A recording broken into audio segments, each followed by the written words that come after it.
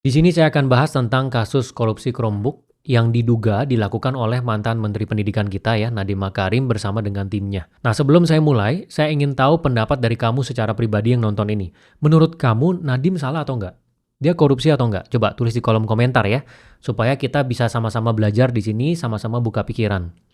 Nah, tapi di sini yang ingin saya sampaikan ini bukan analisis hukum yang mendalam atau gimana, karena saya juga bukan ahli hukum, tapi ini adalah murni pandangan saya secara pribadi ya sebagai rakyat biasa dan juga anak startup. Karena saya lihat ini mantan Menteri Pendidikan kita kan juga ex anak startup, di mana dia membuat Gojek yang kita bisa lihat memang sangat besar ya value-nya untuk Indonesia dan cukup sukses.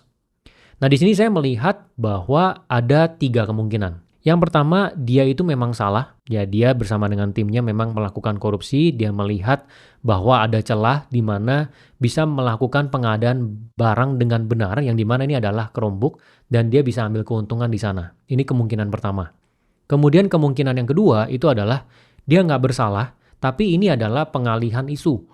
Jadi kita tahu bahwa kemarin ini sedang ramai isu tentang DPR dan juga 17+8 tuntutan rakyat di mana-mana di media sampai dengan sosial media.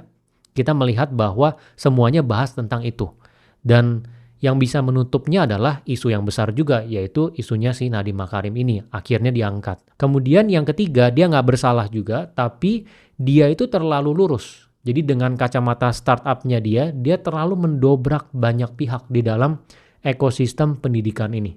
Gitu. Jadi ada 3 kemungkinan. Saya akan bahas satu persatu. Tapi di sini saya ingin bilang ya kalau Nadiem ini sebenarnya salah satu panutan saya di dalam dunia startup. Ya karena dia backgroundnya itu benar-benar bagus banget ya. Dia lulusan dari Harvard yang dimana masuknya nggak gampang ya, Harvard MBA. Kemudian dia juga pernah kerja di McKinsey. Ya backgroundnya itu consulting. Ini consultingnya juga top di dunia. Dan kemudian dia juga dari keluarga yang bukan keluarga bawah ya, keluarga menengah ke atas. Backgroundnya bagus. Dan dia mendirikan startup yang pertama di dunia, yang dimana dulu itu platform yang menyambungkan antara taksi dengan orang, itu udah ada. Ya ada Uber, ada Grab.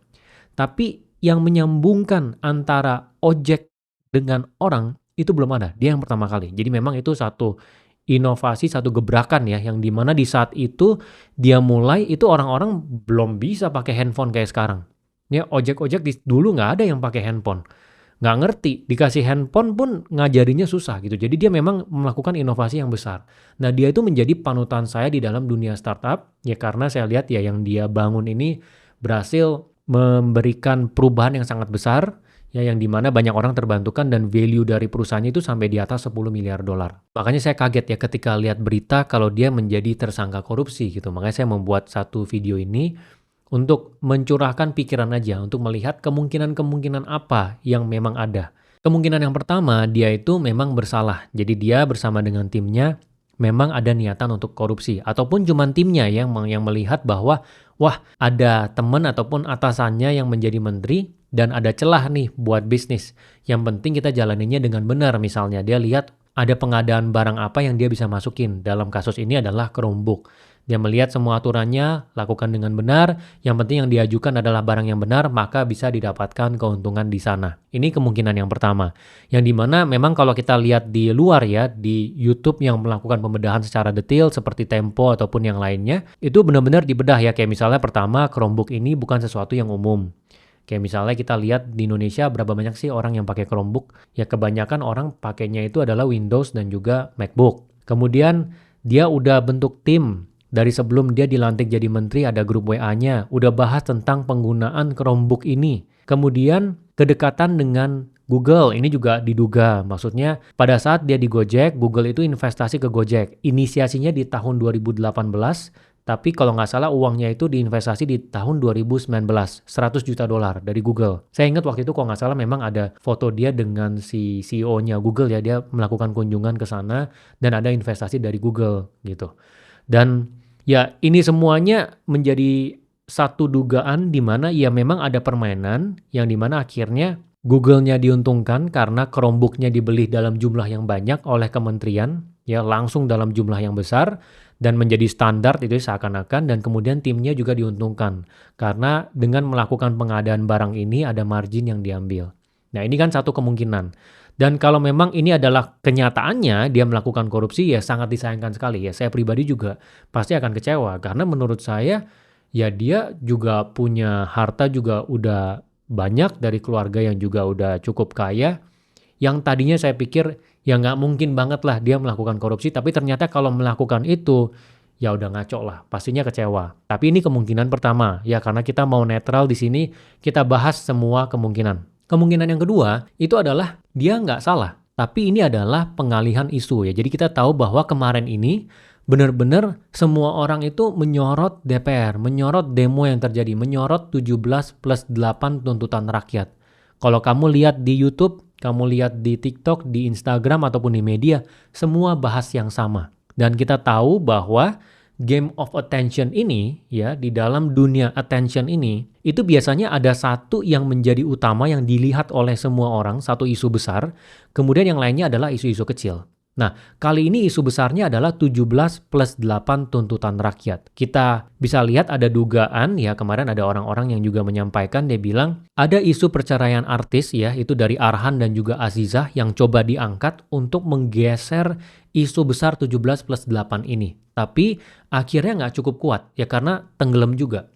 Dan akhirnya mungkin ya oknumnya itu akhirnya menggunakan ini, kasus korupsinya si Nadiem ini diangkat untuk menggantikan. Dan memang sekarang, ya kalau boleh jujur, kamu coba lihat aja di YouTube, di IG scroll, di TikTok scroll, coba lihat semuanya, di media juga semuanya ngebahas Nadiem. Mungkin nggak ini dilakukan? Ya mungkin aja kalau misalnya ada oknumnya, dia pegang semua media, ya kemudian dia suruh media ngeblas tentang ini, dan kemudian dia juga ada tim clipper yang dimana kita tahu sekarang ini bahaya sekali ya, short video itu bisa membentuk satu narasi tertentu, mengarahkan satu isu besar yang disorot oleh masyarakat dengan tim clipper ya, di klip-klip aja semuanya tentang si Nadiem ini ditembakin. Tapi balik lagi kita nggak tahu kenyataannya seperti apa. Ini adalah kemungkinan. Jadi di sini belum tentu si Nadiemnya salah, mungkin aja nanti dia dilepas gitu ya, seperti Pak Tom Lembong kemarin itu ditangkap kemudian dilepas, nanti mungkin saja si Nadiem ini dilepas ya. Memang dari awal dia nggak bersalah, hanya digunakan sebagai pengalihan isu aja, supaya isu yang sebelumnya itu bisa berlarut. Nah kemudian kemungkinan yang ketiga itu adalah dia juga nggak salah, tapi dia terlalu mendobrak ya banyak pihak-pihak yang kesenggol gitu. Karena kita bisa tahu ya bahwa Nadiem ini kan anak startup. Saya nggak tahu kalau dia punya bisnis yang lain ya sebelum dia menjalankan Gojek. Tapi setahu saya ya bisnis pertamanya dia itu adalah Gojek. Ya setelah dia berkarir di beberapa perusahaan, bisnis yang pertama dia itu adalah si Gojek ini, startup ini. Jadi dia itu berangkatnya sebagai seorang inovator. Di mana pada saat dia bikin Gojek, ojek-ojek itu nggak ada yang tahu cara pakai HP. Jadi dia beli HP dalam jumlah banyak, dia distribusi ke Gojek-Gojek driver itu, terus diajarin, diedukasi sama dia supaya bisa pakai. Nah, dengan pengalaman ini, dia mau melakukan yang sama di dalam ekosistem guru. Ya pasti dia mikirnya sama ya, oke, ini kita akan pakai Chromebook, dan kalau misalnya kita lihat kenapa dia menggunakan Chromebook itu karena mungkin ya dia benchmarking ke Amerika. Memang banyak sekolah di Amerika yang menggunakan Chromebook. Ya, kalian nanti bisa coba Google sendiri aja untuk lihat-lihat. Nah, mungkin dia menggunakan itu menjadi benchmark untuk diterapkan di Indonesia. Jadi, harapannya ya pengalaman dia dulu, dia handphone aja dia ajarin ke ojek yang nggak ngerti. Nah, Chromebook ini mungkin dia juga bisa ajarin nih ke guru-guru. Distribusi dulu aja semuanya, nanti guru-guru udah terima, dilakukan pelatihan, semuanya jadi bisa. Terus bikin aplikasi-aplikasi untuk mendorong supaya guru ini semuanya naik. Dan mungkin di dalam Kementerian Pendidikan ini banyak sekali dobrakan-dobrakan yang juga dia lakukan. Jadi nggak cuma tadi dari sisi Chromebook, juga dari cara bekerjanya, kemudian pihak yang dilibatkan, program-programnya, itu ada banyak pihak yang mungkin ya kesenggol karena dia terlalu mendobrak gitu, nggak ngikutin peraturan plek-ketiplek. Karena kita tahu backgroundnya dia itu adalah startup. Jadi startup itu melakukan inovasi, melakukan percobaan, kalau misalnya gagal, pivot. Tapi kalau dalam konteks negara kan tentu ini ada peraturan-peraturannya. Kalau misalnya ingin melakukan sesuatu, ada kajiannya dulu. Kemudian kalau misalnya ingin menerapkan dengan menggunakan suatu alat, harus lewat pengadaan, harus ada tendernya dulu. Gitu, nggak bisa langsung ditentukan pakai ini, ditentukan oleh menteri, terus nggak usah lihat yang lain. Jadi banyak sekali kerangka peraturan yang harus ditaati, yang mungkin ini memang akan butuh waktu yang lebih lama nih. Tapi dia mungkin berangkat dengan mindset startup-nya gitu, jadinya banyak mendobrak sana-sini. Dan saya yakin banyak juga orang yang nggak percaya kalau dia melakukan korupsi ya karena dia dari keluarga yang well off, dia punya uang, dia nggak butuh itu semua, dia maunya berkontribusi di pendidikan di Indonesia, dan dia punya ayah itu anggota komite etik di KPK, kemudian ibunya juga pendiri Bung Hatta Anti-Corruption Award. Jadi sangat kecil kemungkinan dia melakukan korupsi ya di mata banyak orang. Jadi ini adalah kemungkinan yang ketiga. Kita lihat ini ada 3 kemungkinan ya. Dia bersalah, dia nggak bersalah, ini pengalihan isu nanti dilepas, dan kemudian dia nggak bersalah, cuman dia mendobrak dan banyak sekali dobrakannya yang menyenggol banyak pihak. Nah anyway, balik lagi, setiap orang pasti punya pendapat yang berbeda. Makanya tadi saya minta kamu untuk tulis di kolom komentar pendapat kamu seperti apa. Mungkin saja apa yang saya sampaikan di sini ada yang kurang gitu ya. Mungkin ada insight dari kamu yang bisa bantu buka pikiran teman-teman di sini. Ya, jadi tujuannya lebih ke diskusi. Cuman yang saya agak bingung kenapa pada saat di tahun 2021-2022 itu nggak diangkat. Kenapa diangkat kasusnya ini pada saat dia udah nggak menjabat lagi. Ya, di saat-saat kita sedang ada isu lain yang lagi hot-hotnya yang memang lagi dibahas oleh semua orang. Ini kan kita masih belum tahu ya fakta aslinya itu apa. Semuanya masih dugaan. Tapi kalau misalnya memang dia itu salah gitu ya, dia korupsi, tentu saya kecewa. Dan tentu harus ditindak ya sesuai dengan hukum yang berlaku. Tapi kalau misalnya memang ternyata dia nggak bersalah dan dijadikan tersangka, ya maka akan banyak sekali orang pintar yang nggak mau bergabung di tim pemerintahan. Karena takutnya kalau dia melakukan inovasi, melakukan perubahan yang besar, yang mungkin tujuannya untuk Indonesia yang lebih baik, tapi bisa ada celah ya dari kebijakan yang diambil dijadikan tersangka seperti ini, pastinya akan susah sekali kita untuk mengajak orang pintar bergabung di tim pemerintahan. Ya, apapun itu nanti kita akan lihat jawabannya ya, karena ini kan masih berlangsung, semuanya masih dugaan, belum tentu dia bersalah, belum tentu juga dia nggak bersalah. Nanti kalau misalnya ada tambahan insight lagi, saya akan buat video lagi. Ya, teman-teman jangan lupa ya tulis di kolom komentar pendapat kalian seperti apa.